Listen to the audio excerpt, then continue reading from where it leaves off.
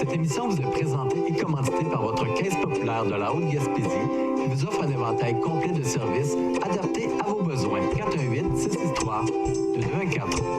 Bonsoir à tous et à toutes. Bienvenue à la séance du Conseil municipal qui portera sur le budget municipal pour l'année 2021. Bien sûr, on fera peut-être aussi à la toute fin une petite mise à jour en lien avec le COVID-19 que nous sommes passés au palier d'alerte rouge, mais on va rendre ça plutôt positif pour voir qu'est-ce qui est permis en zone rouge. Alors, on y va ça vers la fin. Donc, je vous demande peut-être d'être attentif. Il y a beaucoup d'informations, beaucoup de chiffres qui seront dits. Alors, on va faire la lecture. Plus concrètement, tantôt, on répétera peut-être les impacts ou les répercussions sur le compte de taxes des gens. Qu'est-ce que ça va donner concrètement? Alors, on se lance. Voilà. Comme par les années passées, le conseil municipal a fait un travail très rigoureux et a passé à la loupe tous les postes budgétaires. Voici le résultat de notre travail. Non, Désolé tout le monde. Il y a un ordre du jour que nous devons respecter. Donc, 1, approbation de l'ordre du jour tel que présenté. Quelqu'un propose? Charles, merci. Et en 2, présentation du budget par le maire. Voilà. Je m'en excuse. Comme par les années passées, le conseil municipal a fait un travail très rigoureux et a passé à la loupe tous les postes budgétaires. Voici le résultat de notre travail. Les dépenses d'administration générale augmentent d'un peu plus de 7 % pour totaliser 1 567 576. Cette augmentation est due au montant alloué aux élections générales de novembre prochain, novembre 2021, ainsi qu'à la rééquilibration du nouveau rôle triennal qui sera déposé au courant de l'année pour les années 2022, 2023 et 2024. Les dépenses pour la sécurité publique sont relativement stables. Elles totalisent la somme de 1 172 435 $. De cette somme, un montant de 669 200 est réservé pour le service de police. La différence sera attribuée au service incendie. Les dépenses du secteur transport passent à 2 275 592 $, soit une augmentation d'à peine 1 % ou de 30 512. Les dépenses du secteur hygiène du milieu sont les grandes responsables de la hausse du budget. C'est le secteur qui regroupe la collecte et le transport des ordures ménagères. La hausse pour ce secteur est de 151 579 et se chiffre à 2 219 511 $. La quote-part que nous allons verser à la MRC de la Haute-Gaspésie est en hausse de 136 564 $, soit 13,54 %. La hausse de la quote-part que nous verserons à la MRC s'ajoute à la hausse de l'année dernière, qui était de 276 919. Cette hausse est directement responsable de l'augmentation de 33,80 $ de la taxe de service vidange. Il y a une petite nouveauté cette année pour le secteur santé et bien-être. Une nouvelle quote-part de 8 607 $ est prévue pour le programme Municipalité Amis des aînés, donc MADA. Il s'agit d'investissements afin de rendre notre municipalité plus accueillante pour les aînés. La participation de la Ville pour le fonctionnement de l'OMH demeure identique à celui de l'année dernière pour se chiffrer à 70 000 $.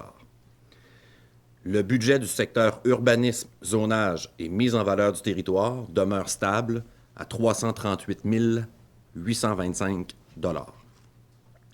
Pour l'année 2021, une somme de 1 745 138 $ a été réservée pour les loisirs, le sport et la culture à Sainte-Anne-des-Monts. Ce montant est légèrement à la hausse, étant donné que nous prévoyons le retour aux activités normales de la Maison de la Culture et de la Bibliothèque. De plus, cette année, ce sera le 20e anniversaire de la Fête du bois flotté. Nous avons également conclu une entente avec l'organisme qui s'occupe du fonctionnement du centre de plein air. Je prends une petite pause ici. Donc, on a reprévu des sommes d'argent pour le bon fonctionnement de la nouvelle Maison de la Culture. On devrait en prendre possession en début d'année 2021. Je pense que beaucoup de gens ont vu des photos récentes circuler. Donc, on est vraiment en phase de finition. Donc, il va y avoir de nouvelles opérations. Donc, on a prévu quelques sommes d'argent supplémentaires à ce moment-là. La fête du bois flotté sera le 20e anniversaire cet été. Donc, on a bonifié aussi l'aide financière accordée au CADEC, qui sont les organisateurs de la fête. Et lorsqu'on parle ici d'une entente conclue avec le centre de plein air, c'est que nous avons signé un protocole d'entente avec un montant d'argent qui est de 50 000 $ par année, qui sera versé au conseil d'administration pour assurer le bon fonctionnement du centre de plein air, ce qui inclut dans cette somme, c'est eux qui ont la responsabilité de, notamment, payer le nouvel appareil, le BR, qu'on a sélectionné avec eux, qu'on a fait l'acquisition. Donc, voilà ce qui explique ce dernier paragraphe. Je continue. La Ville de Sainte-Anne-des-Monts a réservé la somme de 137 846 pour les frais de financement. Il s'agit des intérêts à payer sur la dette à long terme. J'aimerais profiter de l'occasion de vous parler de la dette propre à la Ville. Vous savez que la Ville doit emprunter le montant des subventions que le gouvernement provincial nous accorde au fil du temps. Les subventions gouvernementales nous sont versées semestriellement, incluant un montant pour les intérêts. Par conséquent, le montant de la dette pour lequel la Ville est responsable est inférieur à 1,5 million. Donc, là aussi, ce que je viens de lire, c'est que, oui, lors de séances du Conseil, on se fait autoriser de déposer des demandes dans différents programmes gouvernementaux pour lever des argents, des subventions. Le mode de fonctionnement, c'est que dans nos livres comptables à nous, c'est nous qui devons emprunter la part du gouvernement qui nous est octroyée, mais eux nous remboursent, incluant les intérêts. Donc, lorsqu'on dépose notamment les états financiers puis qu'il y a un montant qui apparaît pour la dette de la Ville, il faut démystifier et vraiment ventiler qu'est-ce qui appartient au gouvernement puis qu'est-ce qui appartient à la Ville. Donc, la dette nette propre à la Ville de Sainte-Anne-des-Monts est maintenant à 464 000, donc sous le demi-million, ce qui exprime une très bonne santé financière de la Ville de Sainte-Anne-des-Monts. Je continue. Au chapitre des immobilisations et du remboursement d'emprunts, la Ville de Sainte-Anne-des-Monts consacrera, dans les prochaines années, une somme totale de 1 335 627 $, soit une baisse de 309 233. La baisse provient du fait que la Ville a terminé de rembourser 2 dettes pour l'assainissement des eaux. L'investissement en immobilisation au montant de 816 560 $ nous permettra d'entreprendre bon nombre de projets que la Ville désire réaliser en ayant toujours comme objectif l'amélioration de nos infrastructures ainsi que la qualité de vie de nos citoyens. Suite à tous ces changements, la valeur totale du budget se situe maintenant, donc le budget total pour l'année 2021, 10 871 157 $. C'est une hausse de 85 336 ou 0,79 %. La hausse totale du budget est moindre que la hausse de la quote-part que nous payons à la MRC pour la collecte des ordures, ce qui, dans les faits, a été possible seulement en réduisant certaines dépenses dans le but d'alléger le fardeau fiscal des citoyens. Nous sommes conscients des contraintes financières que tous et chacun nous vivons suite à la situation particulière due à la pandémie. Le gouvernement nous a octroyé une aide financière de 322 000 $ pour nous aider à pallier au manque à gagner pour l'année en cours et l'année à venir.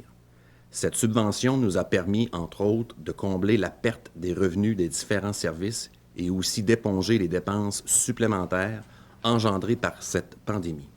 Je prends une pause à ce moment-ci. Donc, un petit résumé du dernier paragraphe. Le budget total de la Ville de Sainte-Anne-des-Monts, 10 871 000, une hausse de 0,79 seulement. Juste la quote-part supplémentaire qui nous est demandée par la MRC est plus élevée que la hausse de notre budget. Donc, il a fallu se servir de l'aide de l'argent COVID pour aider à ne pas vous refiler une facture. Ça, c'est un point. Le 322 000 que nous avons reçu de l'aide COVID du gouvernement, toutes les municipalités du Québec, sans exception, ont reçu ce type d'aide. Et cette enveloppe d'argent-là, elle est dédiée à à éponger les revenus que nous n'avons pas eus, là, piscine, aréna et autres, et aussi pour les dépenses encourues suite à la COVID. Fait à remarquer, l'enveloppe d'argent de 322 000, elle est pour l'année 2020 et aussi pour 2021. Donc, on en a pris une partie pour 2020 et on vous annonce qu'on a pris une partie pour 2021. Voici donc les taux de taxes que la Ville de Sainte-Anne-des-Monts imposera pour la prochaine année. Le taux de la taxe foncière de base pour la catégorie résiduelle demeure le même pour une 7e année consécutive, soit 1,17 $ par 100 $ d'évaluation. Donc, c'est la catégorie résiduelle. Ouais, on l'appelle comme ça. Alors, je le répète, parce que M. Soucy m'a interrompu. Une blague. Donc, le conseil municipal est fier de vous annoncer ce soir que le taux de la taxe foncière demeure le même pour une 7e année consécutive, soit à 1,17 $ du 100 $ d'évaluation.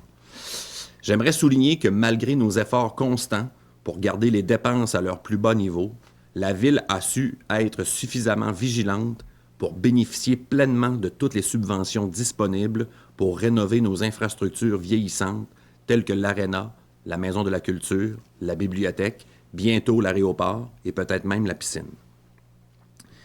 Voici le détail de l'imposition des taxes pour chaque secteur de la Ville de Sainte-Anne-des-Monts pour l'année 2021. Secteur de Sainte-Anne-des-Monts, taxe foncière, catégorie résiduelle, 1,17 $ du 100 $ d'évaluation. La taxe spéciale dette, 0,1 cent par 100 $ d'évaluation. Et la taxe spéciale assainissement, qui est 4 $ par unité desservie. Il y avait à l'origine 5 dettes pour l'assainissement des eaux du secteur de Sainte-Anne-des-Monts. Nous avons terminé de rembourser une d'entre elles en 2019 et en 2020, nous venons de terminer d'en rembourser 2 autres. Il n'en reste donc que 2. Pour le secteur Tourelle, la taxe foncière catégorie résiduelle, 1,17 $ par 100 $ d'évaluation.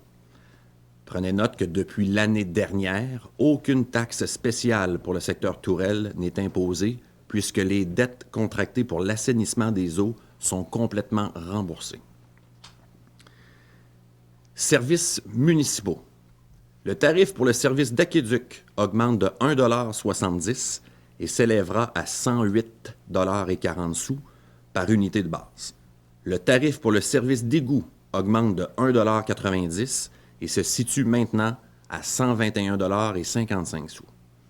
Pour la cueillette, la récupération et l'enfouissement des ordures, le tarif s'élève à 280,70 $ par unité, en hausse de 33,80 $. Le tarif pour le fonctionnement des systèmes reliés à l'assainissement des eaux augmente de 1,35 $ et est fixé à 125,30 $. En 2021, le coût total des services municipaux sera donc de 635,95 $ par résidence unifamiliale au lieu de 597,20 $ pour l'année 2020. C'est une augmentation globale du coût des services municipaux de 38,75 $.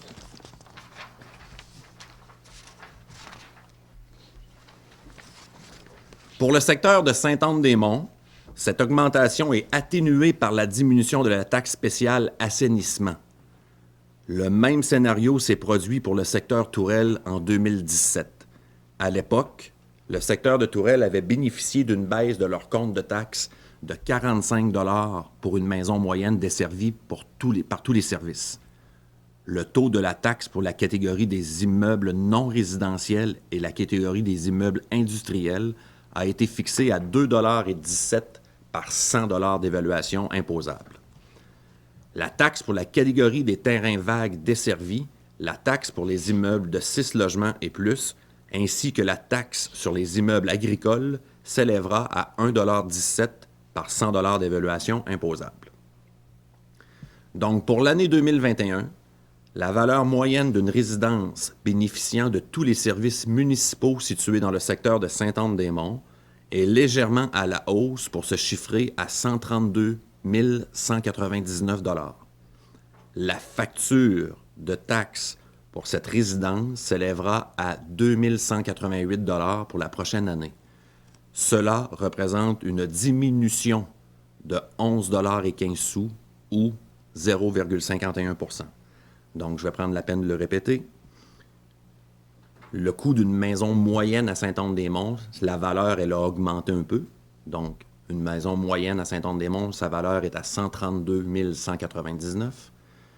Et considérant que les 2 dettes sont payées, qui ont été finies de rembourser, qu'on n'a pas à taxer les gens, mais qu'il y a eu une hausse au niveau de la collecte des ordures, ce qui fait en sorte que la facture d'un citoyen dans le secteur de Sainte-Anne-des-Monts aura une diminution de 11,15 $. Alors voilà. Secteur Tourelle. La valeur moyenne de cette même résidence bénéficiant de tous les services municipaux situés dans le secteur de Tourelle est également en hausse pour s'élever à 110 132 $. La facture de taxe pour cette résidence sera de 1 million... La facture du compte de taxe pour cette résidence sera de 1 924 $ et 49 sous en 2021.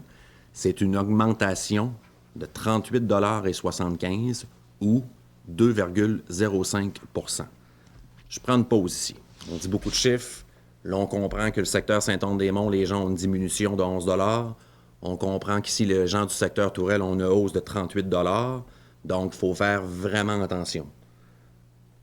Si Sainte-Anne-des-Monts a une baisse, c'est qu'il y a 2 dettes qui viennent d'être acquittées, qu'on n'a pas à retaxer les gens en 2021. Tourelle a bénéficié de ça, eux, en 2017, lorsqu'ils ont terminé de payer des dettes. Ils avaient eu une diminution plus importante que Sainte-Anne-des-Monts à ce moment-là. Donc là, c'est l'inverse qui se produit. Fait qu'il faut juste être clair. Le taux de taxe par 100 $ d'évaluation demeure le même. C'est au niveau des services municipaux que ça se joue. Il y a une hausse via la collecte des ordures, donc de la quote-part acheminée à la MRC. Donc, le coût est le même pour Sainte-Anne-des-Monts et Tourelle. C'est ce qui fait la différence, c'est que Sainte-Anne-des-Monts a terminé d'acquitter 2 dettes, ce qui fait qu'eux, il y a une petite baisse. Je veux que ça soit clair, c'est important de véhiculer la bonne information. Je complète cette présentation en vous soulignant les grandes lignes du programme triennal 2021, 2022, 2023. Au cours des 3 prochaines années, la Ville de Sainte-Anne-des-Monts prévoit effectuer des projets d'immobilisation d'une valeur atteignant un peu plus de 12 millions de dollars. Comme nous l'avons entrepris depuis quelques années, nous prévoyons continuer le rajeunissement de la machinerie et de l'équipement avec l'achat, notamment, d'un chargeur sur roue, d'un chasse-neige, d'une niveleuse, d'un véhicule pour le service incendie et de nouvelles pompes pour l'assainissement des eaux. Nous désirons également poursuivre les travaux d'amélioration de certaines rues de la ville. Le choix des rues sera fonction des disponibilités des subventions gouvernementales. De plus, le projet de la remise aux normes de l'aéroport continue d'être au centre de nos préoccupations et nous prévoyons le début des travaux en 2021. Pour l'année 2021, le total des sommes consacrées au projet d'immobilisation devrait s'élever à plus de 7,5 millions de dollars. Une bonne partie de ce montant sera pour l'aéroport. Nous avons également l'intention de donner un peu d'amour à nos infrastructures. Et de plus, pour les années à venir, nous désirons investir dans le développement urbain. Je prends une petite pause ici. Depuis quelques années, le conseil municipal avait pris un peu comme l'engagement de refaire une mise à niveau des infrastructures qui pouvaient dater de 30-40 ans. Alors, on a reparti l'aréna, c'est réglé. La Maison de la Culture, ça sera réglé. L'aéroport, ça sera fait. Nous sommes en étude actuellement pour la piscine. Donc, on ne peut pas tout réaliser ces projets-là en même temps. pour une question bien simple, entre autres financière. Les argents, on la prend dans vos poches, donc on veut garder ça à un taux raisonnable, mais tout en voulant faire des bons projets, avec quand même de minimes mise de fonds. Mais considérant que les infrastructures seront bientôt pas mal toutes à niveau, ici, quand on parle de développement urbain, c'est qu'on a consacré une somme d'argent importante pour voir de quelle manière qu'on peut faire un développement de notre ville avec des montants substantiels importants. Au niveau de l'amélioration, de l'embellissement, on a des terrains, on est propriétaire de grands terrains à des beaux endroits stratégiques dans le cœur de la ville, les bords de mer, un peu partout. Donc, il y a peut-être des investissements ou une orientation que le conseil de ville va prendre un virage peut-être important dans les prochaines années en lien avec ça, considérant que nous avons réussi à mettre la plupart de nos infrastructures à niveau. Alors, c'est un peu ça le terme de développement urbain.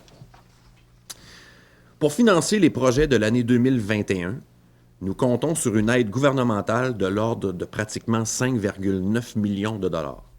Nous allons également utiliser les fonds réservés, les dépenses prévues à même le budget et les surplus accumulés s'il y a lieu. Comme toujours, je souligne que le programme triennal constitue une prévision de dépenses en immobilisation et que nous tenons à respecter ces prévisions.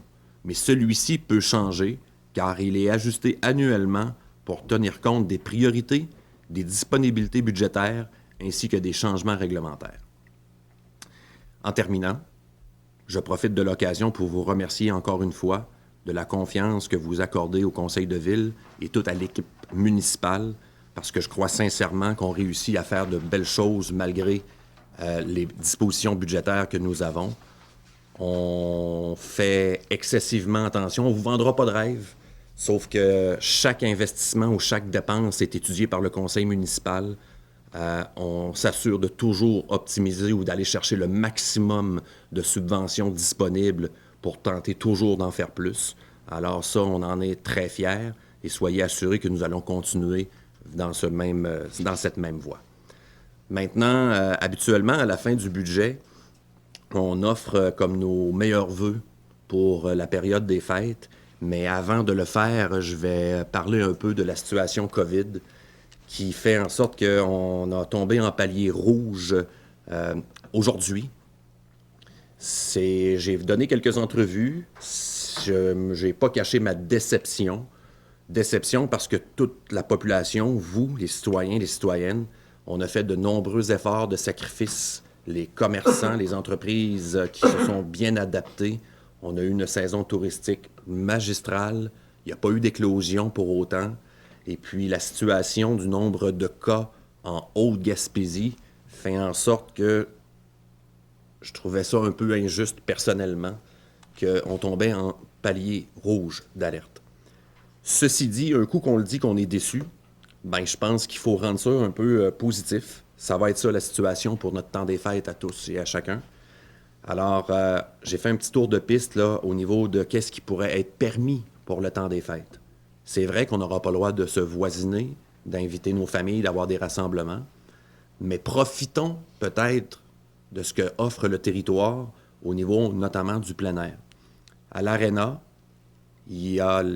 c'est permis de demeurer l'aréna ouverte, mais avec des restrictions. Les ligues organisées, les groupes, ça c'est défendu, mais on s'est adapté selon à ce qui est permis. On a ajouté des plages pour le patinage libre, notamment, dans le respect du nombre de personnes, des mesures sanitaires et autres. Donc, suivez peut-être l'actualité via les réseaux sociaux, notamment radio, journal. Donc, il y aura les horaires de diffuser. Donc, on invite les gens à profiter des infrastructures pour pouvoir au moins profiter du temps des vacances ou du temps des fêtes qui approchent. Les patinoires extérieures, on n'a pas eu nécessairement la température à aller jusqu'à récemment pour pouvoir commencer à faire de la glace. Là, oui, depuis quelques jours. Donc, la patinoire du secteur Tourelle ainsi que la patinoire extérieure secteur Sainte-Anne-des-Monts, on m'a dit aujourd'hui que ça devrait être prêt pour dans un horizon de dimanche, lundi, mardi. Okay? On n'est pas à la merci d'un pépin ou de la température qui pourrait changer, mais on va faire le nécessaire et le maximum pour permettre l'ouverture des patinoires extérieures. Au niveau des bâtiments, pour aller se changer de patins et autres, Il y aura des permissions selon les directives de la santé publique, en petit nombre seulement, en respectant la distanciation physique, bien sûr. Puis, sauf que ça va être permis de pouvoir aller patiner. Il y a des heures, vous allez pouvoir aller patiner, mais les bâtiments seront fermés. On va essayer d'aménager des bancs à l'extérieur. Ça se fait, je l'ai déjà fait. Alors, au moins, profitez aussi des patinoires extérieures. Centre de plein air, centre de ski. J'ai contacté un bénévole hier pour voir où ils en étaient rendus dans leur préparation. Ils sont prêts. Il leur reste un peu de neige à recevoir pour dire qu'ils pourraient ouvrir le centre de plein air. Donc, encore là, eux vont respecter les directives de la santé publique, mais le centre de plein air sera en opération d'une journée à l'autre. Je vous invite à suivre l'actualité, les réseaux sociaux, publicité radio et autres. On s'attend d'une ouverture d'une journée à l'autre. On parle du sentier du Parc du Petit-Bois, le sentier qui a été refait à neuf, qu'il est fréquenté actuellement. Même l'hiver, on est capable de pouvoir l'emprunter. J'invite les gens qui ne sont pas encore allés à aller le découvrir. C'est le temps peut-être de marcher puis d'aller voir ça. J'ai contacté un bénévole de la piste de ski de fond des Lynx. Il restait quelques cours d'eau à ce que ça soit gelé, parce qu'actuellement, ça empêche de pouvoir circuler, mais avec le froid que nous vivons depuis quelques jours, ça devrait y être. Alors, merci. Le bénévole, j'y ai parlé hier, mais Sylvie me confirme que la piste de ski de fond est ouverte depuis aujourd'hui, donc bonne nouvelle. Alors, dans l'ensemble, puis ça, c'est ce qui touche le territoire de la ville, puis je peux en oublier, puis il y en a d'autres. On va faire un effort aussi pour l'ouverture des trottoirs. On va inciter les gens, allez-y, marcher, ça va être important de pouvoir faire ce qui est permis. Il faut rendre ça positif. Au niveau de la piscine, malheureusement, la piscine, elle est fermée à partir d'aujourd'hui jusqu'à nouvel ordre, du moins jusqu'au 11 janvier. C'est fort simple. Il y a une cohabitation avec l'école Gabriel-Lecourtois. Alors, il est défendu actuellement d'utiliser la piscine. L'hôtel de ville également sera fermé aux citoyens. Les employés, oui, y seront. On vous demande, comme un peu ce printemps, c'est l'hiver dernier, d'utiliser la technologie, téléphone, les courriels, Internet, site Internet. Donc, mais les portes vont être barrées pour les citoyens jusqu'au 11 janvier. J'aimerais terminer avec une belle note joyeuse également. Il y a une activité importante qui va être maintenue, qui est samedi, la parade du Père Noël dans le village de Tourelle. C'est important, ça fait, je pense que c'est la 3e édition, Ariane, 4e, je m'excuse. C'est une formule, une version réinventée, à cause de la COVID, bien sûr, mais c'est un circuit qui va se faire en auto, un peu comme à l'Halloween. Donc, les gens, suite à ce qu'on tombe en palier d'alerte rouge, ont contacté, bien sûr, la santé publique, la Sûreté du Québec. Nous avons la confirmation que l'événement peut avoir lieu. Donc, samedi, à 13h, le départ se fait par la rue du Verger. Bien, même si vous n'avez pas d'enfants, venez voir ce que les bénévoles ont réussi à faire et à organiser pour faire une parade du Père Noël réinventée dans un contexte de pandémie ou de palier rouge. Bien, c'est une belle activité à faire. Dans une bulle familiale, dans une auto, venez à la parade du Père Noël ce samedi 13h. Je pense que ça serait important. Alors, en terminant, avec le palier rouge d'alerte, avec ce que je viens d'énumérer, moi, je pense qu'il y a moyen quand même de pouvoir passer un agréable temps des fêtes. Et je souhaite à tous et chacun une bonne année 2021. Je pense qu'on le mérite grandement. J'ai déjà hâte de mettre 2020 derrière nous. Alors, sincèrement, je souhaite de joyeuses fêtes, santé, bonheur, la paix. Merci beaucoup. Bonne soirée, tout le monde. Ah, je m'excuse, ouais. J'étais bien parti, hein? Donc, présentation du budget, ça s'est fait. 3, adoption des prévisions budgétaires 2021. Quelqu'un propose? Ariane Lévesque. Et en 4, adoption du programme triennal d'immobilisation pour 2021, 2022 et 2023. Marc Portelance. Je prendrai quelqu'un pour faire la levée de la séance également. Jacques Letourneau. Messieurs, dames, j'ai mal fini ça tantôt, mais sincèrement, joyeuses fêtes et on se revoit en 2021.